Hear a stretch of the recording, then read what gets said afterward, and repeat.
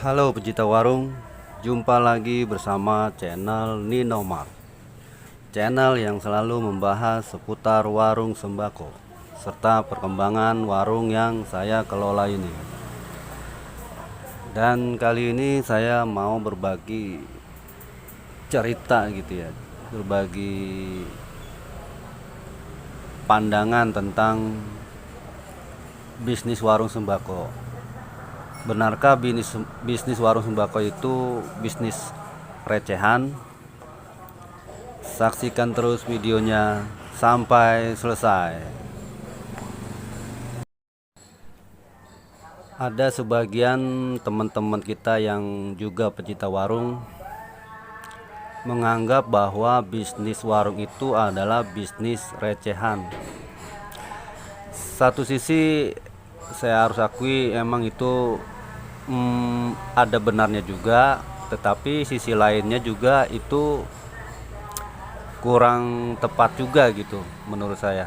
Jadi gini, kalau berpandangan bisnis recehan itu mungkin ini mah buat yang para pelaku usaha warung itu mungkin terkendala dengan modal gitu ya. Jadi kita ngelihatnya modalnya gitu. Kalau yang modalnya mungkin di bawah, kalau ada warung yang modalnya di bawah 5 juta, mungkin bisa dibilang mengais, bukan mengais sih, jadi mengumpulkan keuntungan-untungan itu tipis-tipis gitu, tipis-tipis, misalnya 500 perak, 1000 perak dikumpul-kumpulin gitu. Itu kalau modalnya 5 jutaan. Gimana kalau modalnya 10 jutaan? Mungkin masih sama gitu, masih ya mencari keuntungannya tipis-tipis, yang receh-receh gitu. Terus bagaimana kalau modalnya di atas 100 juta atau 200 juta atau bahkan 1 miliar?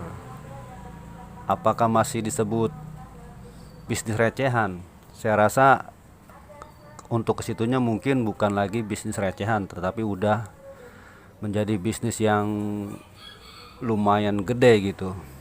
Nah, kenapa saya bisa begitu? Karena saya merasa waktu modal saya 2 juta aja di awal-awal buka itu, saya ngerasanya oh bisnis warung itu ternyata untungnya tipis ya. Untungnya cuma 500 perak atau 1000 perak. Namun setelah saya jalanin ternyata terkumpul-kumpul bisa bisa menjadi untungnya besar gitu. Dalam jangka waktu misalkan setahun, saya ada setahun nih dari modal 2 juta untuk usaha warung sembako dalam jangka waktu setahun itu bisa menaikkan apa sih namanya, menaikkan modal gitu dari 2 juta sampai bisa menjadi 20 juta. Dan itu memang fakta, saya bisa menghasilkan 20 juta gitu dari bisnis warung. Terus apakah disebut itu bisnis recehan? Nah lo ya kan, gimana tuh kalau 2 juta tiba-tiba dalam setahun menjadi 20 juta? Kayaknya saya rasa itu bukan bisnis recehan. Saya rasa itu bisnis yang sangat besar untuk warung sembako. Kayak gitu. Gimana kalau yang modalnya ratusan juta? Mungkin dalam setahun bisa mencapai miliaran. Mungkin ya, mungkin kalau bisa mengelola warungnya dengan baik dan strategis gitu. Nah, untuk di saya sendiri ini juga mulai berpikir panjang lagi nih untuk ya setahun ke depan lagi gitu. Dengan modal yang saya sudah dapatkan sampai saat ini berbentuk barang ya, inventory itu sebesar 30 juta. Dan saya kendalanya itu ternyata setelah saya analisa gitu ya, saya itu terkendala di tempat. Jadi tempat saya itu kurang apa ya, kurang cukup untuk mendisplay barang. Tempat di sini tuh bukan lokasi ya, bukan lokasi warung, tapi tempat tuh maksudnya tokonya gitu, bentuk ukuran tokonya gitu, yang kurang kurang apa ya, kurang gede gitu. Jadi ketika saya punya profit atau omset gitu ya, ketika saya mau nambah barang itu, barangnya itu nggak muat gitu. Jadi rak-rak yang udah diisi itu nggak bisa diisi lagi gitu sama barang baru atau varian baru atau jenis produk baru. Jadi salah satu caranya saya harus memperbesar tempat gitu, memperbesar ukuran toko. Jadi dengan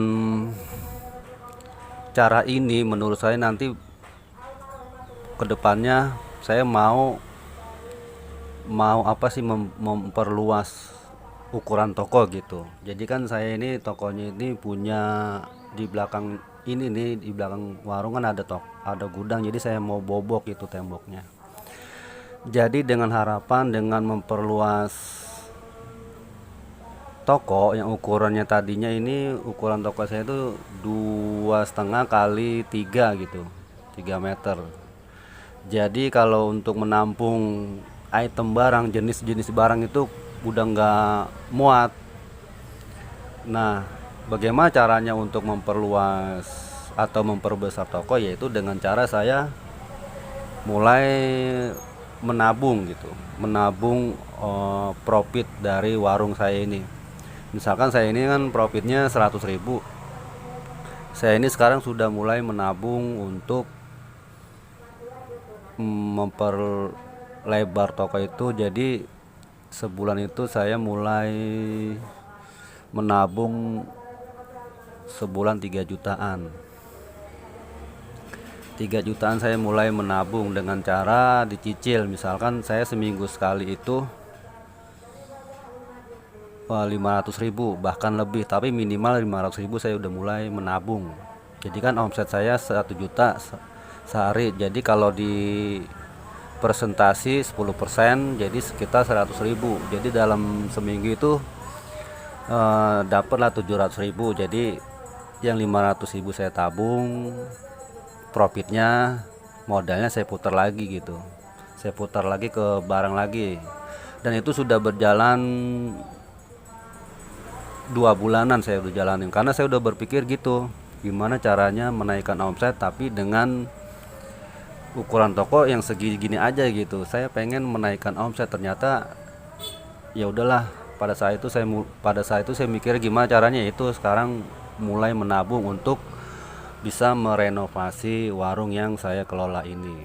Mudah-mudahan sih targetnya ya sekitar 20 jutaan lah sampai akhir tahun 2023. Mungkin bulan Desember saya udah mulai, bulan Desember tahun 2023 mungkin saya mulai renovasi.